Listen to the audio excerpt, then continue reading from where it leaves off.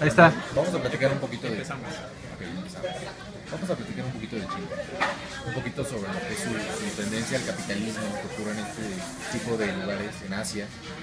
Y en términos económicos, sabemos que el siglo XX fue totalmente americano.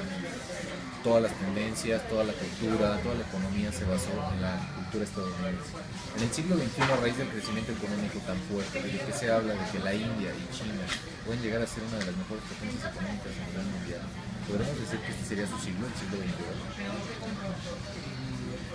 Es una de las preguntas que plantea el profesor Mauls, un especialista en China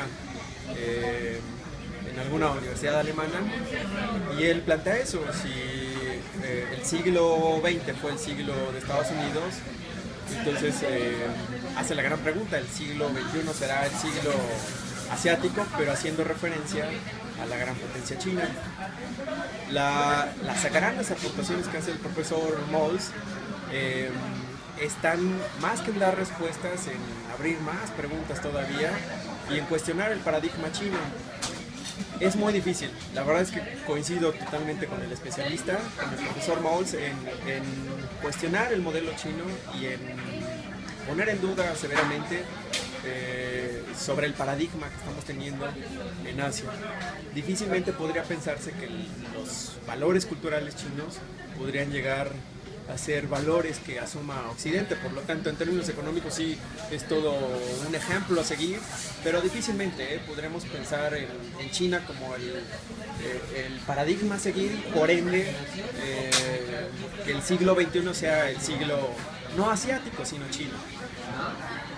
Ok, siguiendo un poquito con esta línea, Andrés Oppenheimer en su libro Cuentos Chinos da una frase muy curiosa. Dice que China se ha convertido de un país consumista a un país, de un país comunista a un país altamente consumista. Se refiere, por ejemplo, en una parte en un capítulo donde dice que Venezuela es un país muy izquierdista, expulsa a McDonald's, dice, yo no quiero nada del imperio norteamericano.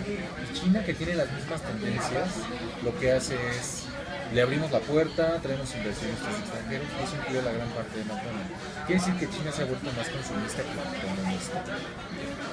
Bueno, no he leído a Oppenheimer, pero para hablar de una sociedad consumista tendría que dar cifras y datos reales y concretos. En el caso de Estados Unidos, pues todo el mundo sabe que es una sociedad por excelencia consumista, pero en el caso chino es un error lo que plantea Oppenheimer. Y es un error porque el nivel promedio de ingreso de un chino está muy lejano como para pensar en una sociedad consumista. Se ha elevado el ingreso y el consumo de los chinos, pero es un error de Oppenheimer decir que por eso ya se trata de una sociedad consumista. No, está muy lejano de serlo China. De hecho, el gran problema que tienen los chinos es sostener su tasa de crecimiento del Producto Interno Bruto. Lo puede lograr en el corto plazo siguiendo las exportaciones al mismo ritmo, pero la idea es, y se lo ha planteado el Partido Comunista Chino, la idea es cambiar de modelo económico, pasando de una economía exportadora y que ello sostenga el crecimiento del producto, a ahora pasar a una economía cuyo crecimiento se ha mantenido gracias al consumo interno. Entonces, si los chinos están proponiendo ese crecimiento con base en un mayor consumo, pues entonces la idea que plantea Oppenheimer es totalmente errónea. Perfecto. En términos económicos, hablando de gasto público, China se sabe que ahorra recursos del gasto público en educación y salud. La educación no es pública ni la salud tampoco. Parece que el 100% de la población es privada. Este será uno de los factores con los que cuente una economía sustentable o sólida en China. Los datos, si los maneja Oppenheimer o los cita Oppenheimer, de nuevo son erróneos. La gran proporción del gasto en salud es pública y el gasto en educación es pública. De hecho, eso es una de las formas de control de la población, del movimiento poblacional, el Hukou, que permite al gobierno chino tener un control muy preciso o muy férreo sobre el gasto en alimentación, en educación, en salud, entre otros rubros. Entonces, lo que está planteando Oppenheimer de nuevo sale de la realidad. El gasto es público netamente en ese país. Con las modificaciones de principios de siglo sí se ha elevado en mayor proporción el gasto privado, pero es mínimo ese incremento. Okay. En términos de globalización, China podríamos decir que toma la globalización que está afectando a otros países como medios para su propio crecimiento, es decir, explotar este consumismo que está generando el efecto de globalización en todo el mundo.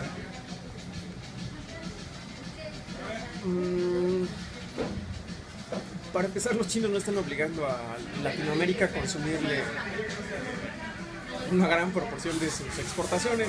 Entonces no podríamos pensar o plantear la pregunta así, pensando que los chinos están utilizando otros países para mantener su crecimiento, sino más bien en prácticas desleales de los chinos bajo el modelo dumping, a través de las cuales logran incrementar sus exportaciones por una parte, y por la otra mantener artificialmente devaluado su yuan para promover la atracción de inversión extranjera directa. Entonces creo que está mal planteada esa pregunta.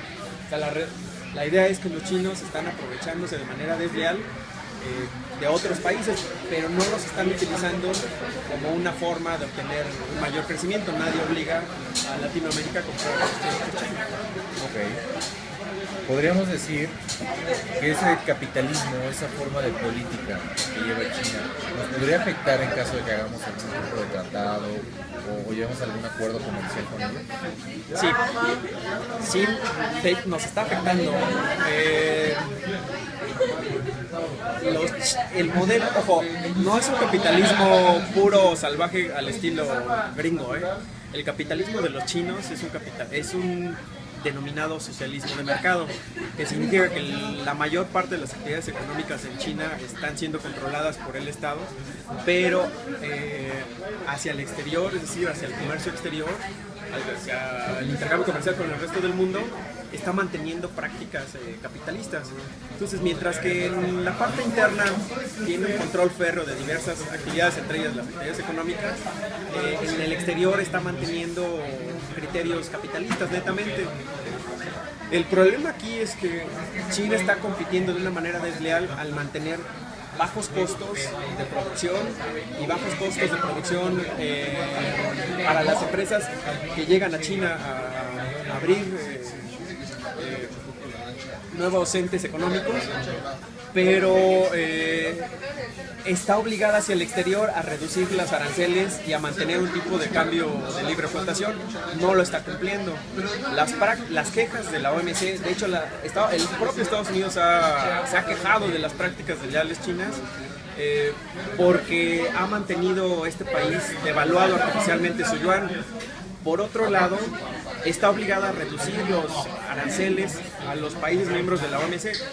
Desde hace pocos años que entró a la OMC debió haber reducido los aranceles de manera dramática y no lo está haciendo. Entonces, ese capitalismo, esa forma de gobierno capitalista hacia el exterior, sí nos está afectando severamente. Entonces, se podría decir que a diferencia de Latinoamérica, es por eso que China ha logrado tener una mejor integración en la economía mundial. Sí, sin duda. Los únicos que respetan los pilares del modelo neoliberal somos nosotros los latinoamericanos, pero entre ellos nosotros somos un ejemplo, de hecho, a nivel mundial, un país que respeta los lineamientos del libre comercio. En detrimento de nuestra propia economía, porque el resto de los países, incluyendo los países desarrollados, llevan prácticas desleales de comercio que les permiten a ellos reducir esta fuerte competencia contra China y contra el resto del mundo. Sin duda, enfrentamos un panorama muy difícil. ¿Qué tan peligroso sería, por ejemplo, hablando de un tratado de libre comercio que tenemos actualmente con Estados Unidos? Sabemos que a lo mejor en la época que ese tratado de libre comercio con Estados Unidos nos fue bien un tiempo y otro tiempo nos empezó a ir mal. ¿Qué ocurriría si sustituyéramos ese tratado, con un tratado con Asia, específicamente con China, sabiendo que los chinos son buenos exportadores, pero tienen poco apetito del consumo de países extranjeros? Ah, es muy buena pregunta. Lo ideal para nosotros es una diversificación, pero no con países como China, que tienen un bajo consumo de productos extranjeros por cuestiones netamente culturales, más que económicas o políticas. Es una cuestión cultural. El consumo de los chinos es básicamente un consumo de los productos que ellos generan, más que de los productos que llegan del extranjero. Entonces, pensar en un tratado de libre comercio al estilo Telecan con China, con países asiáticos, con patrones culturales totalmente diferentes al nuestro, sería un grave error. La diversificación sí es el camino a seguir, lo ha hecho Brasil, lo hizo Rusia, lo hizo Chile. La diversificación es el camino en el contexto actual, pero no con países como los chinos. Si lo hacemos sería un grave error. Se puede decir que los mexicanos comeríamos arroz y los chinos no cantarían con mariachi. Sería una forma de reducir este problema. Exactamente. Sí. Y bueno, ya para concluir, maestro. Sabemos que si entra China a Latinoamérica, así como ocurrió con Estados Unidos con el Tratado de Libre Comercio, a raíz de la globalización que sabemos que está muy centrada en la cultura norteamericana, habría riesgo de que existiera una colonización china, así como lo existió con Estados Unidos, si llegara a entrar la economía china de lleno a Latinoamérica. Colonización en el sentido económico nada más. Y cultural incluso. Cultural sería muy difícil. Las prácticas culturales chinas no las compartimos, tienen otros valores, y pensar que podemos cambiar tan fácil en pocos años, es decir, en orientalizarnos después de tener un proceso muy largo de occidentalización, nosotros somos netamente occidentales, es muy difícil que se logre. La colonización en términos económicos sí se puede dar, y se puede dar si la integración de China es mucho más completa de lo que hasta ahora ha sido.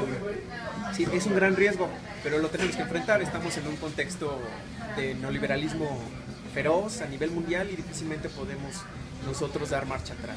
Venezuela lo está intentando y no está logrando grandes cosas en términos económicos. Ok, bueno, muchas gracias por su tiempo, maestro, y le agradecemos el espacio. No, gracias a usted.